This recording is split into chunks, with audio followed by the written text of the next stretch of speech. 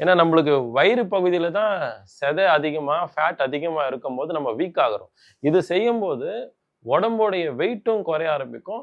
நர்வ்ஸும் வந்து ஆக்டிவேட் ஆகுது. இந்த மாரி ஒரு கால் பண்ணிட்டு, அடுத்தது இன்னொரு கால் இதே மாரி நிப்பாட்டிக்கணும். அப்படி நிப்பாட்ட முடியலன்னா, மேல தூக்கிட்டு இறக்கணும். ஸோ பிரீத் இன் அப் ஒரு காலு, பிரீத் அவுட் டவுன்.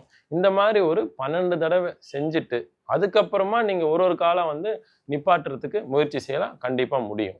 அடுத்தது வந்து சலபாசனா வேரியேஷன். கால்கள மட்டும் மூச்சு உள்ள இழுத்துட்டு மேல தூக்கணும். மூச்ச விட்டுட்டு இறக்கணும். ரைஸ் பண்ணுங்க. பிரீத் இன் அப் பண்ணணும். Breath out down. இனிஷியலி முட்டி வந்து கொஞ்சம் மடங்கி உங்களுக்கு மேல வரும். இருந்தாலுமே தொடைய வந்து கண்டிப்பா தூக்கணுங்க. பிரீத் இன் அப். இந்த மாரி முடிஞ்ச அளவுக்கு மேல தூக்கணும். Breathe out down. Again breathe in up. So ஒரு 12 times up and down.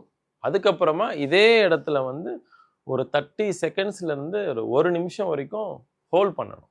So இது செய்யும்போது கூட ரொம்ப அல்டிமேட்டா மூலாதார சக்கரா, சுவாதிஸ்தான சக்கரா, மணிப்பூரக சக்கரா இந்த 3மே எமோஷனல் சக்கரா. இது 3மே வந்து ஆக்டிவ் ஆகும்.